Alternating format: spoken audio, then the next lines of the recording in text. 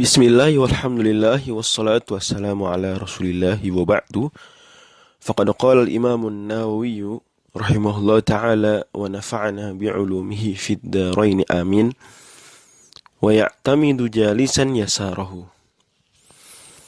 Kata beliau dalam lanjutan kitab Thaharah, fasal tentang etika membuang hajat. Kata beliau, wa ya'tamidu, dan hendaklah orang yang sedang menunaikan hajatnya ya'tamidu bertumpu jalisan seraya duduk.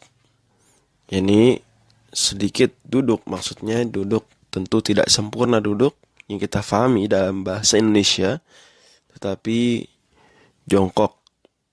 Yasarahu, yaitu tumpuan utama saat jongkok adalah kaki kirinya. Adapun kaki kanannya maka tidak dijadikan tumpuan utama. Artinya dianjurkan supaya jongkoknya tidak simetris tetapi miring ke kiri. Landasan hal ini selain juga faktor kesehatan sebagaimana dinyatakan oleh para ulama Syafi'iyah termasuk di dalamnya Al-Imam Al-Khatib Asy-Syirbini, adalah hadis yang diriwayatkan dari sahabat Suraqah bin Malik radhiyallahu anhu, di mana beliau berkata, "Allamana Rasulullah sallallahu alaihi wasallam an naq'uda 'alal yusra wa nansibal yumna." Beliau mengatakan, dahulu Rasulullah sallallahu alaihi wasallam mengajari kami. Mohon maaf, ini saat sedang buang hajat fil khala. Untuk apa? An-naq'uda 'alal yusra, agar kami duduk bertumpu di kaki kiri, wa nansibal yumna, dan kami menegakkan kaki kanan. Hadis riwayat Imam Baihaqi. Insyaallah nanti gambarnya terkait dengan posisi ini akan saya kirimkan. Sekali lagi, ini tidak wajib, ini hukumnya dianjurkan. Dan kalau memang kondisi tidak memungkinkan maka tidak berdosa. Jelas. Selanjutnya kata Imam An-Nawawi, wala yastaqbilul qiblah. Dan orang yang sedang buang hajat, mohon maaf, tidak boleh yastaqbilu, menghadap kiblat. Wala yastadbiruha. Kata Imam An-Nawawi juga tidak boleh yastadbiruha, membelakangi kiblat. Artinya dimanapun posisi kiblat tidak boleh menghadap ke arah kiblat atau membelakanginya. Berarti cari arah di kanan dia dan di kiri dia.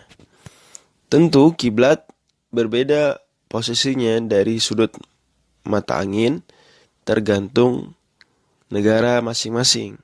Ada yang kiblatnya di arah barat atau cenderung di barat meskipun tidak presisi di barat seperti Indonesia, maka tidak boleh berarti menghadap arah sekitaran barat tersebut.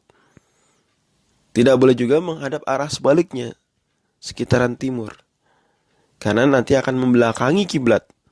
Maka dia berarti menghadap arah utara atau selatan. Kalau misalnya di Madinah, ini hadis riwayat Imam Bukhari dan Muslim, Nabi Shallallahu Alaihi Wasallam sabdakan, dan ini menjadi dalil dari hukum yang dibahas kali ini.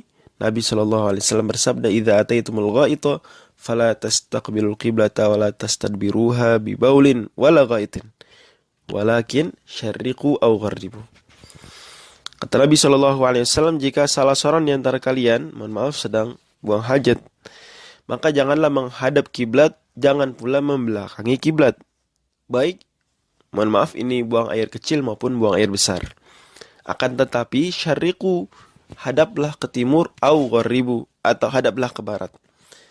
Tentu ini maksudnya adalah karena kiblat, yaitu Ka'bah di Mekah, saat itu ada di selatan Madinah. Maka betul tidak boleh menghadap selatan karena itu kiblat, tidak boleh menghadap utara karena berarti membelakangi kiblat. Jadi menghadaplah ke timur atau ke barat.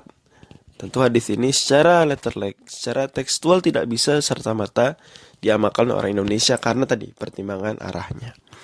Ala kulli hal, Nabi sudah sebutkan di awal la tastaqbilul qiblata wa la tastadbiruha.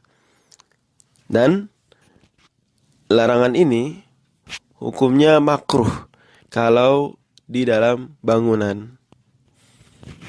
Adapun kalau di luar bangunan, di tanah terbuka, maka kata Imam An-Nawawi dalam lanjutan Minhaj disebutkan wa yahrumani bis-sahra'i, dan haram hukumnya kalau dilakukan di padang sahara, padang pasir. Maksudnya tempat terbuka. Seperti banyak pejalan-pejalan pelintas padang pasir saat itu, tentu tidak mudah atau hampir mustahil bahkan mendapati kamar mandi. Maka mau tidak mau kemudian menunaikan hajat di tempat terbuka, maka haram kalau di tempat terbuka menghadap atau membelakangi kiblat.